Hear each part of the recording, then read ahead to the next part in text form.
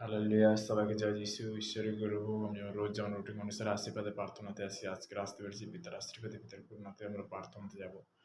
সর্বশক্তিমান ঈশ্বর পিতা, তোমার মহান ধন্যবাদ করি পিতা। স্বর্গপিতার সিংহাসন পিতার পাদে তোমার চরণ তলে প্রভু নিয়ে আসেন অস্তিক ধন্যবাদ করি পিতা। সর্বদা পিতাকে যে সকল সন্তান, বিশেষ করে প্রভাতে পিতাকে তারা যে এই মুহূর্তে ইউটিউব ফেসবুকে যারা দেখছি পিতাকে তাদেরকে তুমি আশীর্বাদ তুমি কৃপা করো পিতাকে।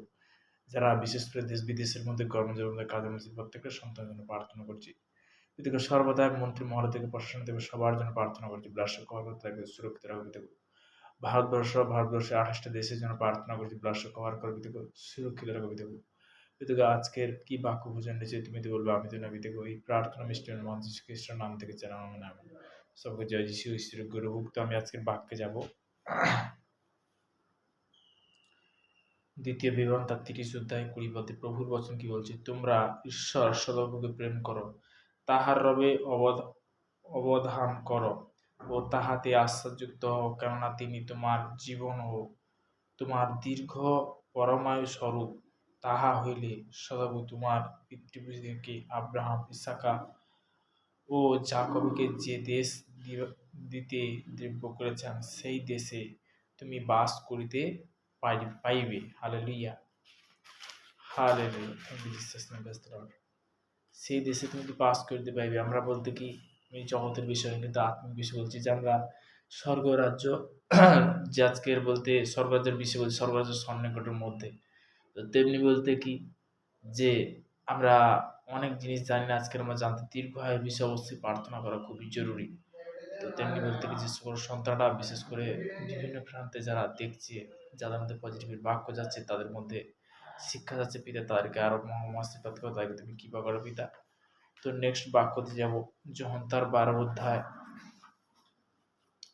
26 পদে, কেউ যদি আমার পরিচর্যা করে তবে সে আমার পশ্চাৎগামী হোক, তাহাতে আমি যেখানে থাকি আমার পরিচারক সেইখানে থাকিবে।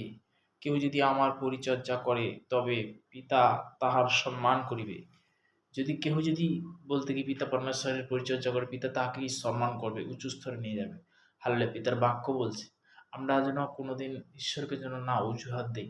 হ্যাঁ, আমি হয়তো প্রার্থনা, অনেকে প্রশ্ন করে আমি তো প্রার্থনা করছি, প্রার্থনা আমার ডাকে শুনছে না, আমার প্রার্থনা এরকম হচ্ছে কেন, এটা হচ্ছে কেন, এরকম অজুহাত কিন্তু শুনবে না।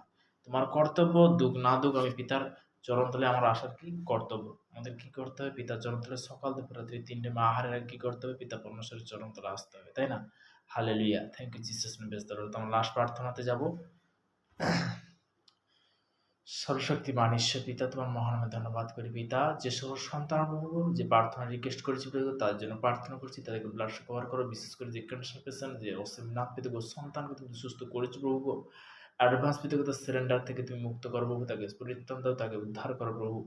প্রভুকে সর্বদা প্রার্থনা করছি যে সকল সন্তানরা, বিশেষ করে যে মালতি সিস্টার তিনি ফোন করে বিশেষ করে যে রিকোয়েস্ট করেছিল বিধু, তার বিশেষ করে গভর্নমেন্ট জব কাজকর্ম যেন বিধুকে সর্বদা আশীর্বাদে পরিণত করো প্রভু, এবং তার সুস্থতার জীবন, তার ফ্যামিলিকে তুমি শান্তির বার্তা, শান্তি দাও প্রভু। আমার চাহাতে দেখো যে সন্তানরা যারা বিভিন্ন প্রান্ত থেকে যারা ফোনের মাধ্যমে প্রার্থনা রিকোয়েস্ট করছে, হয়তো ফোন তুলতে পারছেন প্রভু, তাদের জন্য প্রার্থনা করছি পিতাগো। তাদেরকে তুমি অন্ধকার জগৎ থেকে আলোর যে দেখো, সঠিক পথ দেখো পিতাগো।